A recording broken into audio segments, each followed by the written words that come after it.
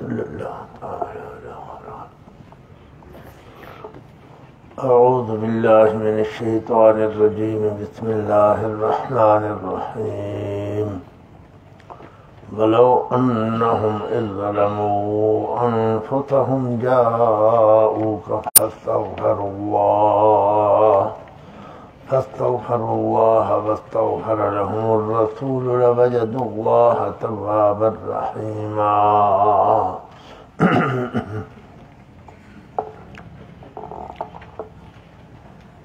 یہ مسئلہ جو میں عرض کرنے لگا ہوں، اس کا نام ہے استشفاء عند القبر۔ اس کا نام ہے، ایک تو مسئلہ ہے نا شفاعت قہریہ والا، جو مشرکین کا عقیدہ ہوتا ہے، علم ما فوق الاسباب اور قدرت ما فوق الاسباب اور شفاعت قہریہ، کہ دوری دور یہ بابے اور یہ حضرات اللہ سے بنوا لیتے ہیں، وہ اور مسئلہ ہے۔ یہ وہ مسئلہ نہیں ہے۔ یہ مسئلہ ہے کہ ایک انسان قبر والے کے علم ما فوق الاسباب یعنی علم غیب کا معتقد نہیں ہے، تصرف کا بھی معتقد نہیں ہے، کسی چیز کا معتقد نہیں ہے، موحد ہے۔ لیکن بعض علماء کے نزدیک، جس طرح امام شافعی رحمہ اللہ، دیگر بعض ائمہ ہیں، ان کے نزدیک مردہ قبر کے قریب والی بات کو سنتا ہے۔ اس نظریے کے تحت پیغمبر علیہ السلام کی قبر پر جاتا ہے، یا کسی ولی کی قبر پر جاتا ہے اور کہتا ہے اے قبر والا میرے لیے دعا کر، میرے لیے دعا کر، میں بڑا پریشان ہوں، میں اتنا دور سے آیا ہوں، ہاں جی میرا فلانا کام ہو جائے۔ آیا یہ جائز ہے یا نہیں؟ سمجھے جی؟ یہ مسئلہ الہ کے اندر بھی گزر چکا ہے۔ جن ساتھیوں نے مسئلہ الہ میں شرکت کی تھی اور پڑھا تھا، انہوں نے یہ مسئلہ پڑھا ہوگا جی۔ اور جو وفاق کا امتحان دے رہے تھے، وہ امتحان دے رہے تھے بس، اور کیا۔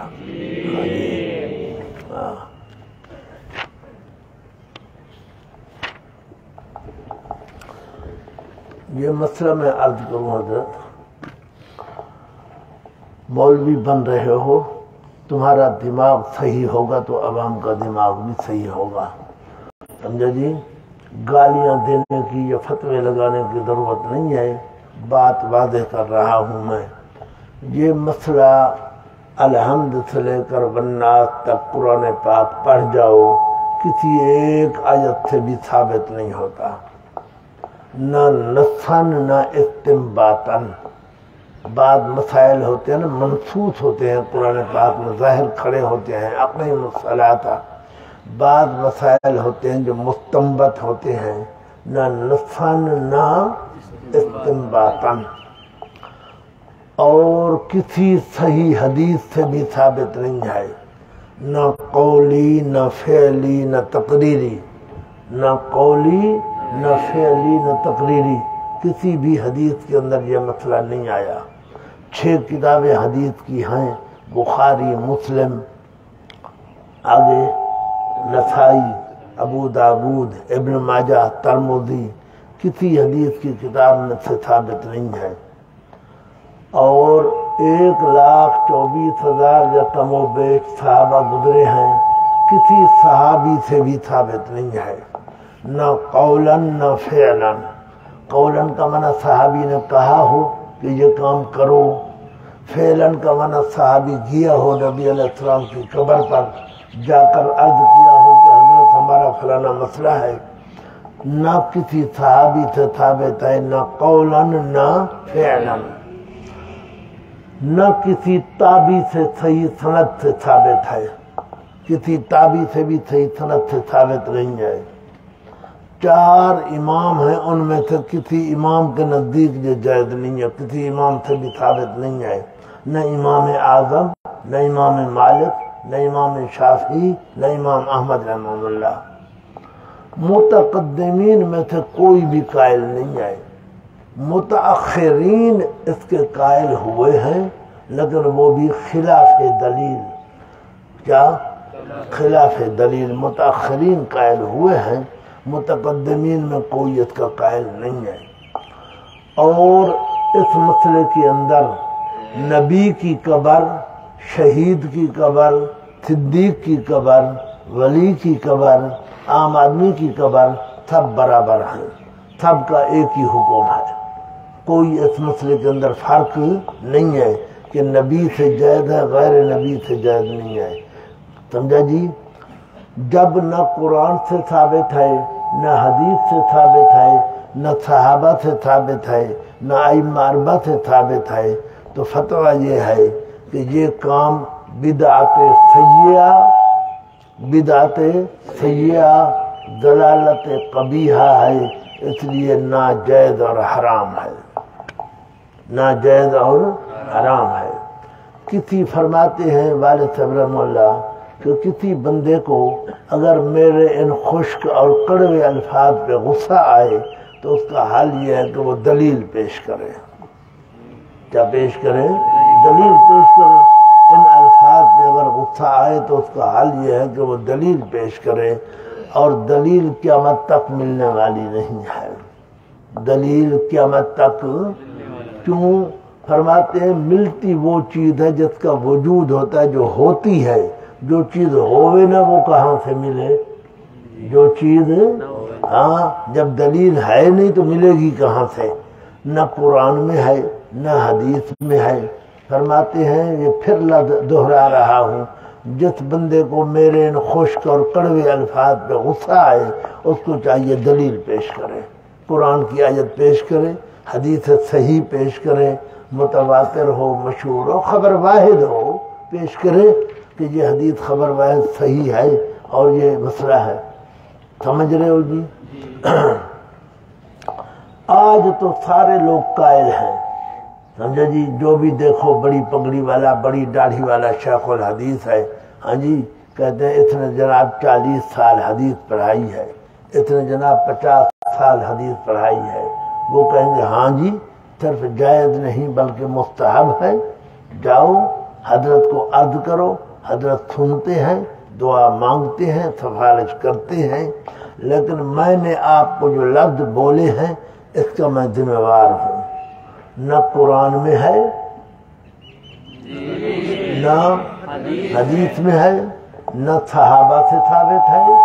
1,24,000 کم و بیش صحابہ، خدا گواہ ہے، کوئی صحابی حضرت کی قبر پر جا کر کہے کہ یا رسول اللہ ہمارا فلانا کام ہے، کام دعا کرو، ایک صحابی سے بھی ثابت نہیں ہے، نہ ابو بکر صدیق، نہ عمر فاروق، نہ عثمان غنی، نہ علی المرتضی، نہ زبیر، نہ طلحہ، نہ ابو ہریرہ، نہ ازواج مطہرات، نہ دوسرا تیسرا، کسی ایک صحابی سے بھی یہ ثابت نہیں ہے، اس لیے یہ بدعت سیئہ ہے، ناجائز ہے اور حرام ہے۔ سمجھ رہے ہو بات جی؟ کچھ لوگ کہتے ہیں نہیں جی جائز ہے، کیا دلیل ہے؟ اس آیت کو لیتے ہیں، وَلَوْ أَنَّهُمْ إِذْ ظَلَمُوا أَنفُسَهُمْ جَاءُوكَ، انہوں نے جب اپنے اوپر ظلم کیا تھا تو آپ کے پاس آتے اور آپ ان کے لیے معافی مانگتے تو اللہ ان کو معاف کر دیتا۔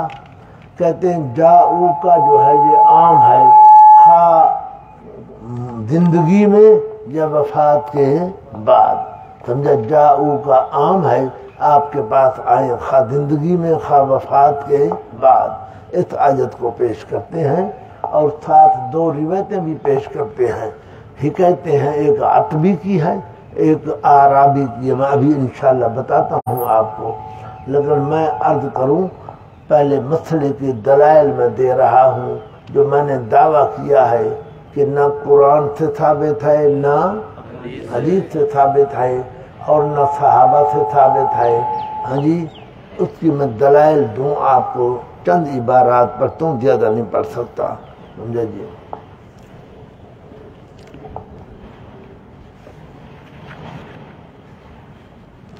علامہ آلوسی رحمہ اللہ کی عبارت ہے، مسئلہ الہ میں بھی گزر آئی ہے، توجہ فرماؤ، بڑی قیمتی عبارت ہے، یہ روح المعانی کا حضرت علامہ آلوسی کی کتاب ہے نا، روح المعانی جلد 6 ہے، صفحہ 125 ہے، جلد 6 صفحہ 125، وتحقیق الکلام فی هذا المقام ان الاستغاثة بمخلوق وجعله وسیلة بمعنى طلب الدعاء منه۔ اس مقام کے اندر کلام کی تحقیق یہ ہے کہ کسی مخلوق سے مدد مانگنا اور اس کو وسیلہ بنانا، یعنی اس سے دعا کروانا۔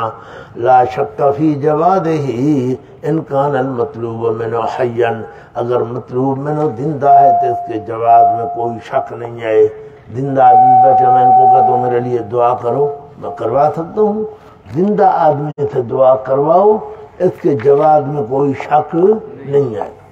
وَأَمَّا إِذَا كَانَ الْمَطْلُوبُ مِنْهُ مَيِّتًا أَوْ غَائِبًا، اگر مطلوب منہ جس سے دعا کروائی جا رہی ہے وہ مردہ ہے یا زندہ تو ہے لیکن یہاں سے غائب ہے، توجہ ہے، فَلَا يَسْتَرِيبُ عَالِمٌ أَنَّهُ غَيْرُ جَائِزٍ۔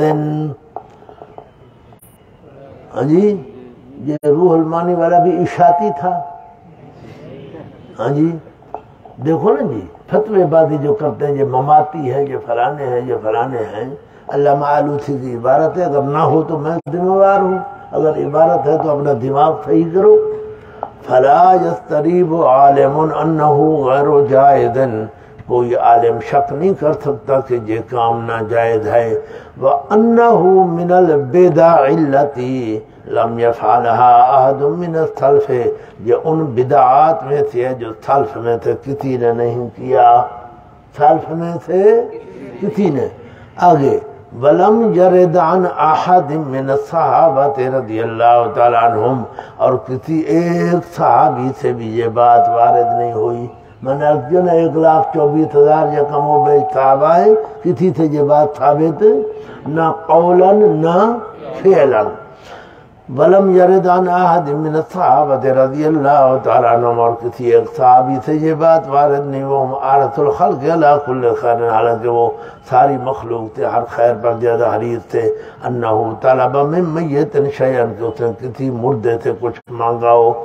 بل قد صح عن ابن عمر، صحیح سند کے ساتھ ثابت ہو چکا ہے ابن عمر رضی اللہ تعالیٰ عنہ سے، انہو کان یقول اذا دخل الحجرۃ النبویۃ زائرا، حضرت ابن عمر حجرے میں جاتے نا اور قبر مبارک پر زیارت کے لیے تو کیا کہتے؟ السلام علیکہ یا رسول اللہ، السلام علیکہ یا ابا بکر، السلام علیکہ یا ابت، بس اتنا کہہ کر ثم ینصرف، واپس چلے جاتے۔ ولا یزید ولا ذلک، اور اس سے زیادہ کچھ بھی نہ کہتے۔ ولا یطلب من سید العالمین صلی اللہ تعالی علیہ وسلم اور من ذجیعہ المکرمین رضی اللہ عنہ شیعہ، اور نبی علیہ السلام اور حضرت کے ساتھ جو دو سوئے ہوئے مکرم بزرگوں میں سے کچھ بھی نہیں مانگا کرتے تھے۔ وهم اکرم من ذمته البسیطة وارفع قدر من سائر من احاطت بالاخلاق المحیطہ، حالانکہ یہ تین بزرگ یعنی نبی علیہ السلام، ابو بکر صدیق، عمر فاروق، یہ جتنی بندے بھی زمین میں مدفون ہیں سب سے زیادہ اکرم اور عزت والے ہیں، اور آسمانوں کے نیچے جتنی بندے بھی ہیں ان سب سے زیادہ افضل ہیں یہ۔ اب فرماؤ جی، حضرت ابن عمر کا وہاں جانا اور صرف سلام پڑھ کے آگے نکل جانا اور کچھ نہ مانگنا دلیل ہے اس بات کی کہ یہ کام جائز ہے۔ اگر ہوتا تو ابن عمر یہ کام کرتا، ہوتا تو ابن عمر یہ کام کرتا۔ ابن عمر کا نہ کرنا دلیل ہے عدم جواز۔ سننا ہے جی، اور عبارت میں پڑھ رہا ہوں، عبارتیں بہت ہیں، میں سنا نہیں سکتا ساری۔ امام محمد رحمۃ اللہ علیہ جانتے ہو؟ امام محمد تو بڑا عالم ہے نا جی، ہاں جی، نہیں ہے بڑا عالم؟ سبحان اللہ۔ آپ نے جب لکھی نا جامع صغیر، کیا کتاب لکھی؟ مشہور ہے نا جامع صغیر، 6 کتابیں ہیں۔ جامع صغیر جب لکھی نا تو یہودی بڑا عالم تھا، اس نے جامع صغیر کا مطالعہ کیا، فوراً مسلمان ہو گیا۔ اس نے کہا ہذا کتاب محمدکم الاصغر فکیف بکتاب محمدکم الاکبر، یہ تمہارے چھوٹے محمد کی کتاب ہے تو بڑے محمد کی کتاب کی کیا شان ہوگی۔ نبی علیہ السلام کا نام کہا، یہ وہ بندہ ہے۔ اس کی عبارت پڑھ کر سنا رہا ہوں، کتاب الآثار ہے۔ قال محمد وبہذا کلہ ناخذ، امام محمد رحمہ اللہ تعالیٰ فرماتے ہیں اس حدیث پاک کے اندر جو مسائل ہیں ہم سب کو لیتے ہیں، لا باس بزیارت القبور، کوئی حرج نہیں قبروں کی زیارت سے، کیوں؟ للدعاء للمیت، میت کے لیے دعا کرنے کے لیے، جب میت سے دعا منگوانے کے لیے، للدعاء للمیت، قبر پر جاؤ میت کے لیے دعا کرو، والے ذکر الآخرت، اور آخرت کو یاد کرنے کے لیے کہ آج یہ قبر میں ہے، کل کو میں نے بھی جانا ہے۔ وَهُوَ قَوْلُ ابی حنیفہ رضی اللہ تعالیٰ عنہ، اور امام ابو حنیفہ رحمہ اللہ کا قول بھی یہی ہے۔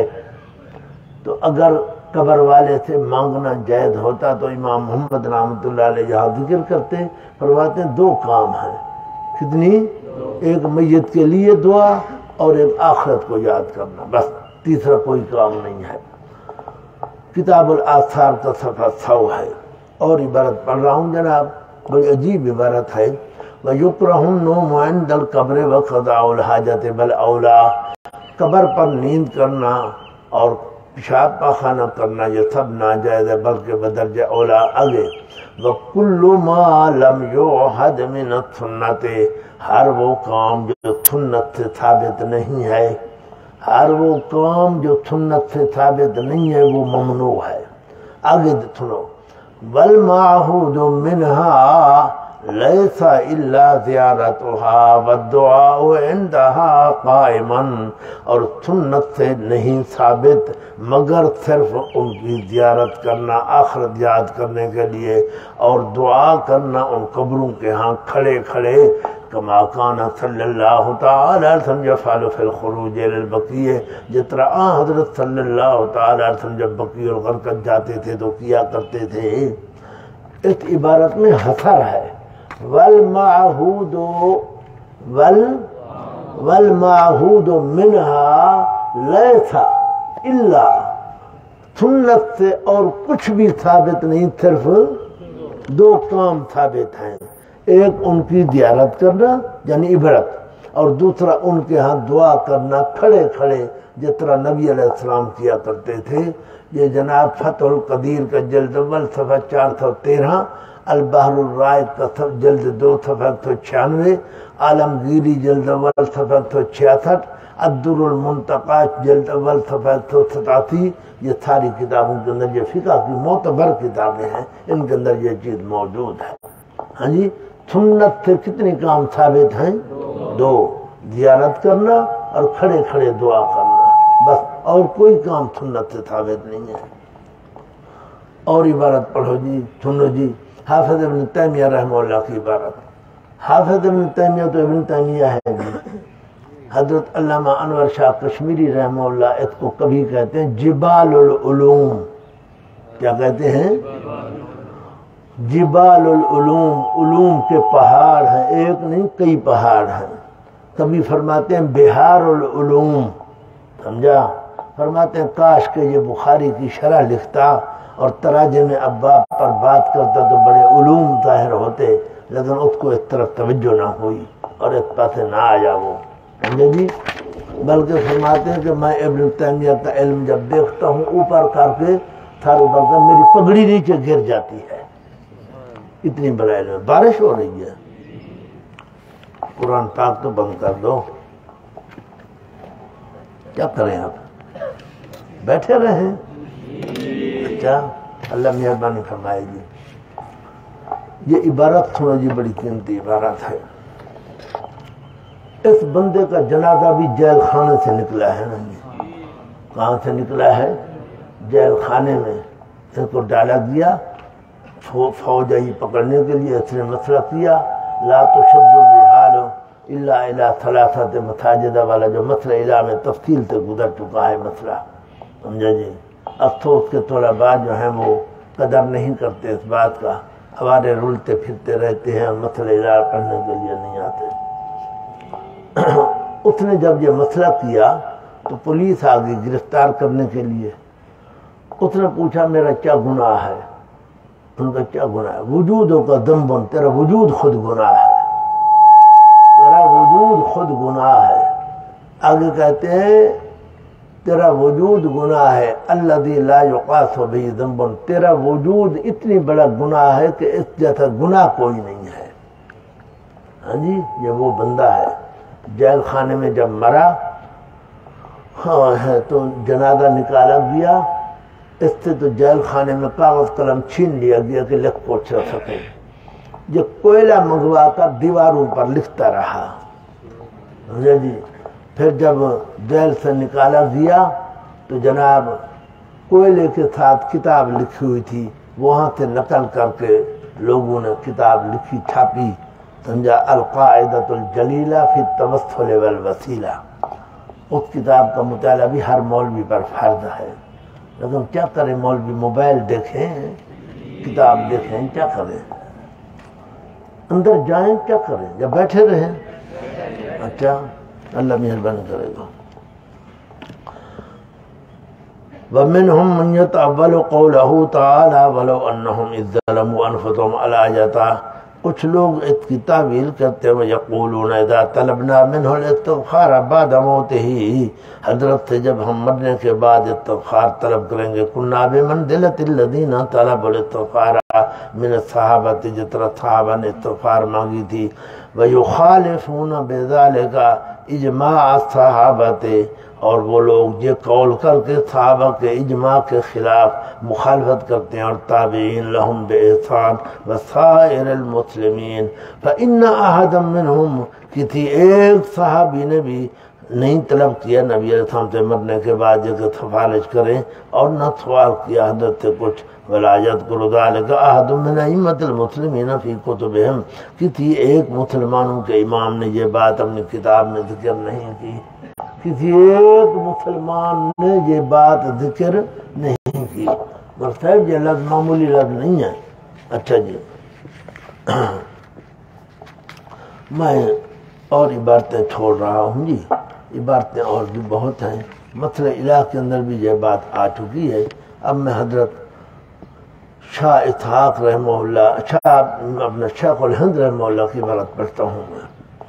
سوال، ما قول العلماء فی استعانت الاحیاء بالموتى فی طلب الجاہ و مساعدت الرزق، کیا قول ہے علماء کا زندوں کا مردوں سے مدد مانگنا، سرداری اور وسعت رزق اور اولاد کے طلب میں، مثلا کہا جائے ان کو عند القبور، قبر پر جا کر جیسے تم اللہ سے ہمارے لیے دعا مانگو، فی دفع فقرنا و بسط رزقنا و کثرت اولادنا و شفاء مرضانا و فلاحنا فی الدارین، لأنکم سلفنا، کیونکہ تم ہمارے سلف و مستجاب الدعوات عند اللہ ہو، فہل یجوز الاستعانۃ بالاموات بہذا الطریق من المذکور ام لا، اس طرح کی مدد مانگنا مردوں سے جائز ہے یا نہیں، بینوا جوازها وعدم جوازها من الکتاب والسنت واقوال المجتہدین توجر من اللہ رب العالمین۔ جواب، الحمدللہ رب العالمین رب زدنی علما، استغاثہ بالانبیاء والاولیاء مطلوب الا انہا لم تشرع فی المواضع المذکورۃ، لیکن ان جگہوں پر جو ہے جائز نہیں ہے شریعت کے اندر، واللہ سبحانہ وتعالی۔ جی عبداللہ بن محمد میر غنی حنفی، مفتی مکہ مکرمہ، مکہ مکرمہ کا اس زمانے میں مفتی تھا، اس نے یہ لکھا، اس پر دستخط ہیں شیخ الہند مولانا محمود حسن صدر مدرس دارالعلوم دیوبند، مولانا محی الدین احمد قاضی حال ریاست بھوپال، مولانا ہدایت العلی مراد آباد، محمود حسن ساسوانی احتشام الدین مراد آبادی، محمد صدیق ولی لطف اللہ، مولانا احمد حسن امروہی، فتاوی رشیدیہ جلد 2 صفحہ 7۔ اب فرماؤ یہ ساری عبارتیں کہ یہ کام جو ہے جی کون سی کتاب، کیوں بھائی دماغ جگہ پر نہیں ہے تمہارا، سمجھو بات کو۔ میں کیا عرض کرنے لگا ہوں کہ یہ فعل، یہ کام ناجائز اور حرام ہے، ناجائز اور کسی صحابی سے ثابت نہیں ہے، قرآن سے حدیث سے کسی صحابی سے ثابت نہیں ہے، متقدمین ائمہ اربعہ کوئی قائل نہیں ہے، متأخرین قائل ہوئے ہیں لیکن خلاف دلیل قائل ہوئے ہیں۔ اب میں اس آیت پر آ رہا ہوں، توجہ فرماؤ، مولوی ہو تم، ولو انہم اذ ظلموا انفسہم جاؤکا، آپ کی خدمت میں آئیں۔ اب مولوی کیا کہتے ہیں، زندگی میں آئے یا مرنے کے بعد آئے؟ تفصیلی بات لمبی حوالے سے علماء نے لکھی ہے، میں وہ نہیں کر سکتا۔ میں ایک بات عرض کر رہا ہوں، ہدایہ میں تم نے پڑھا ہے، قدوری میں پڑھا ہے، شرح وقایہ میں پڑھا ہے، ایک آدمی قسم کھاتا ہے، مثلا زید قسم کھاتا ہے کہ میں عمر کی زیارت نہیں کروں گا، واللہ لا ازور عمرن، میں عمر کی زیارت نہیں کروں گا۔ عمر مر گیا، لوگوں نے اس کو قبر میں دفن کر دیا، زید اس کی قبر پر چلا جاتا ہے، تو آیا یہ قسم میں حانث ہوگا یا نہیں ہوگا؟ فقہا نے صاف لکھا ہے کہ حانث نہیں ہوگا۔ کیوں؟ اس لیے کہ اب وہ اس کی قبر کی زیارت کر رہا ہے، عمر کی زیارت نہیں کر رہا۔ ہاں جی، ولو انہم جاؤ کا ہے یا جاؤ قبرہ کا ہے؟ مولویوں کو انصاف تو کرو، ہاں جی، لوگوں کو جاہل بناتے ہو جی۔ ولو انہم اذ ظلموا انفسہم جاؤ کا عام ہے، خواہ حیات میں جائے یا مرنے کے بعد جائے۔ فقہا نے تو صاف لکھا ہے کہ ایک بندہ قسم کھاتا ہے کہ میں عمر کی زیارت نہیں کروں گا، عمر مر گیا، اس کو دفن کر دیا گیا، بندہ جاتا ہے، زید جاتا ہے، اس کی قبر کی زیارت کرتا ہے، تو وہ قسم میں حانث نہیں ہوگا، لأنہ زار قبر من اللہ امرن، اس نے عمر کی قبر کی زیارت کی، عمر کی زیارت نہیں کی۔ سن رہے ہو؟ تو اگر ہوتا ولو انہم جاؤ قبرہ کا، تو کہتے یہ تمہاری دلیل بنتی ہے۔ وہاں دے جاؤ کا، آپ کی خدمت میں آئیں۔ حضرت کی وفات کے بعد اگر حضرت کی قبر پر کوئی بندہ جاتا ہے تو وہ حضرت کے پاس جانا نہیں ہے، وہ حضرت کی قبر پر جانا ہے۔ قبر پر جانا اور چیز ہے، بندے کے پاس جانا اور چیز ہے۔ نبی علیہ السلام نے منع نہیں فرمایا تھا خبردار قبور کی زیارت نہ کیا کرو؟ بعد میں فرمایا کنت نہیتکم عن زیارت القبور الا فزوروا، میں نے تمہیں منع کیا تھا، اب جایا کرو زیارت کرنے کے لیے۔ بندے کی زیارت کرنا ممنوع ہے کیا؟ حضرت نے قبروں کی زیارت سے منع کیا تھا یا بندوں کی زیارت سے منع کیا تھا؟ قبروں کی زیارت سے منع فرمایا تھا۔ قبر کی زیارت کرنا اور چیز ہے، بندے کو خود دیکھنا اور اس کی زیارت کرنا اور چیز ہے، لہذا تمہارا یہ کہنا بالکل غلط ہے۔ بالکل کیا ہے جناب؟ اب میں آخر میں وہ دو روایتیں پیش کرتے ہیں، میں ان کا بھی آپ کو بتا دوں، بس سارے ساتھی پڑھو الحمدللہ۔ ہاں، اللہ نے ہمارے اوپر بڑا کرم کیا ہے، ہمیں ایسے اساتذہ عطا فرمائے جنہوں نے ہمیں سچا سبق پڑھایا ہے۔ سچی بات ہے، اللہ گواہ ہے، یہ ہمارے اوپر اتنی بڑا احسان ہے اللہ پاک کا کہ ہم زندگی بھر جو ہے نا وہ اتار نہیں سکتے۔ بس اللہ پاک حضرت والد صاحب رحمہ اللہ پر بھی کروڑہ رحمت نازل فرمائے۔ ایک روایت ہے جی، یہ سن لو، حضرت علی ابن ابی طالب رضی اللہ عنہ کی روایت ہے، قال قدم علینا اعرابی بعدما دفنا رسول اللہ صلی اللہ تعالی علیہ وسلم بثلاثۃ ایام، حضرت کو ہم نے دفن کر لیا، 3 دن بعد ایک دیہاتی آیا باہر سے، فرما بنفسہ الی قبر النبی صلی اللہ علیہ وسلم، حضرت کی قبر پر آ کر اپنے آپ کو گرا دیا، وحسا، اور مٹی اٹھا اٹھا کے اپنے سر پر ڈالنے لگا اور کہنے لگا یا رسول اللہ قلت فسمعنا، تو نے فرمایا ہم نے سنا، اور تو نے اللہ سے ہمیں بتایا۔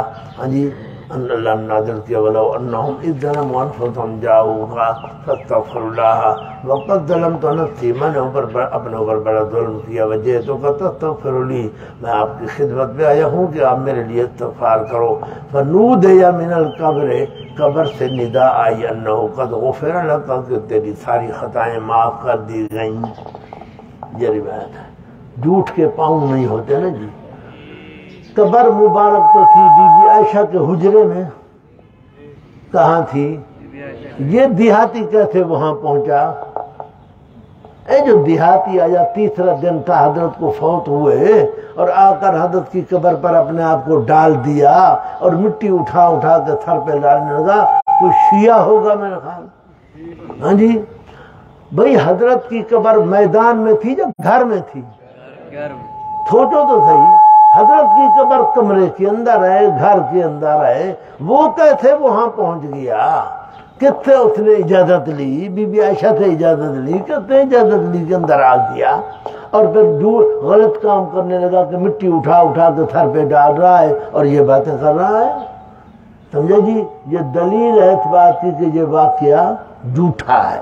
اب اس کے اندر راوی کون کھڑا ہے؟ بات لمبی ہے، میں زیادہ نہیں کرتا۔ اس کے اندر ہے ہیثم بن عدی۔ کون ہے جی؟ ہیثم بن عدی کے بارے میں لکھا ہے کہ یہ کذاب ہے۔ کون ہے؟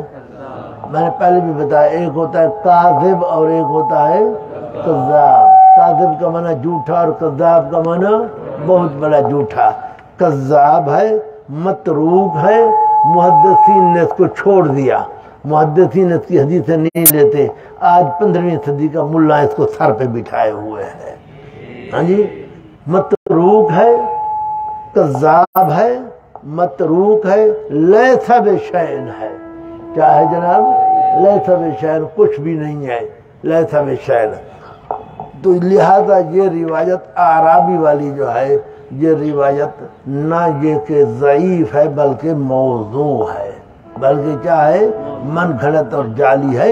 اس کی ایک باندی تھی، ہیثم بن عدی کی باندی، وہ کہتی ہے کانا مولا یا یقوم آمت اللیل جو تھلی، میرا مولا جو تھا ساری رات نمازیں پڑھتا، فیضا اصبح جلس یکذب، صبح ہوتی تو باہر بیٹھ کر جھوٹی حدیثیں ہانکا کرتا تھا، جھوٹ لوگوں کو سنایا کرتا تھا۔ یہ راوی ہیں جی، ایسی روایتوں سے عقیدہ ثابت ہو سکتا ہے جی؟ انصاف تو کرو کم از کم۔ عقیدہ تو ثابت ہوتا ہے قرآن سے، حدیث متواتر صحیح سے یا حدیث مشہور صحیح سے، جس میں کذاب، متروک اور جناب اس قسم کے راوی ہیں لیس بشیء، وہاں سے یہ عقیدہ ثابت ہو رہا ہے۔ اللہ اکبر۔ میں حوالے نہیں پڑھ رہا۔ یا جب نے معین کہتا ہے ہیثم بن عدی لیس بثقۃ کان یکذب، وہ جھوٹ بولا کرتا تھا۔ عجلی ابو داؤد کہتا ہے کذاب ہے، ابو حاتم رازی کہتا ہے متروک ہے، وغیرہ وغیرہ۔ میں زیادہ نہیں بیان کرتا ہوں۔ اور ایک روایت ہے عتبی کی، حکایت عتبی کی، صبح بھی پرچی آئی تھی کہ فلاں بزرگ نے یہ روایت نقل کی ہے۔ عتبی کی حکایت ہے جناب۔ عتبی کہتا ہے میں حضرت کی قبر کے ساتھ بیٹھا ہوا تھا، بڑا جھوٹ تو یہی نکل جاتا ہے یہاں۔ وہ کیسے تم بیٹھے تھے؟ قبر تو کمرے کے اندر ہے، بی بی عائشہ رضی اللہ عنہ وہاں رہتی تھی، تو وہاں کیسے اجازت مل گئی بیٹھنے کی؟ وہاں میں قبر پر بیٹھا تھا۔ فجاء اعرابی، نے ایک دیہاتی آیا۔ کون آیا جی؟ آتے دیہاتی ہیں باہر سے، نہ ابو بکر، نہ عمر، نہ عثمان، نہ علی، نہ زبیر، نہ طلحہ، نہ ابو ہریرہ۔ ہاں جی، باہر کے دیہاتی آتے ہیں۔ ایک دیہاتی آیا فقال السلام علیکم یا رسول اللہ، سمعت اللہ یقول ولو انہم ظلموا انفسهم جاءوک فاستغفروا اللہ واستغفر لهم الرسول لوجدوا اللہ توابا رحیما وقد جئتک مستغفرا لذنبی مستغفرا لک الی ربی۔ ثم انشا یقول، یہ شعر پڑھنے لگا، یا خیر من دفنت بالقاء اعظمہ فتاب من طیبہن القاء والعقم نفس الفداء لقبر انت ساکنہ فیہ العفاف وفیہ الجود والکرم۔ یہ شعر ابھی لکھے ہوئے ہیں۔ ثم انصرف الاعرابی، پھر اعرابی چلا گیا۔ عتبی کہتے ہیں مجھے نیند آ گئی، میں نے نبی علیہ الصلوۃ والتسلیم کو خواب میں دیکھا۔ آپ نے فرمایا عتبی جلدی کر جا الحق الاعرابی، اعرابی کے پیچھے جا، فبشرہ، اس کو خوشخبری دے، ان اللہ قد غفر له، اللہ نے اس کو بخش دیا ہے۔ یہ روایت بھی پیش کرتے ہیں، عتبی والی حکایت، وہ اعرابی والی حکایت تھی، یہ عتبی والی حکایت ہے۔ حضرت یہ عتبی جو ہے نا، اس کا نام ہے محمد بن عبید اللہ۔ کیا نام ہے جناب؟ لیکن یہ بندہ کون ہے؟ میں ایک بات تمہیں بتا رہا ہوں، کانا شاعرن، یہ شاعر تھا، وکانا مستشارن بالشراب، مشہور شرابی تھا۔ کیا تھا؟ مشہور شرابی تھا۔ اور شرابی کبابی بندے ہوتے ہیں نا، مشہور شرابی، انا للہ و انا الیہ راجعون۔ ایک شرابی بندہ ہے اس کی روایت پر عقیدے کی بنیاد رکھ دی انہوں نے کہ نبی علیہ السلام کی قبر پر جاؤ، حضرت سے دعا کرواؤ۔ روایت مشہور شرابی کی ہے، کان مستشرن بشراب وکان العتبی مستشرن بشراب، سارے یہی لکھ رہے ہیں۔ بہرحال یہ روایت جو ہے یہ بھی موضوع روایت ہے، یہ دو روایتیں وہ پیش کرتے ہیں، روایت کوئی بھی صحیح نہیں ہے، اور مسئلے کی حیثیت بھی میں نے عرض کر دی ہے۔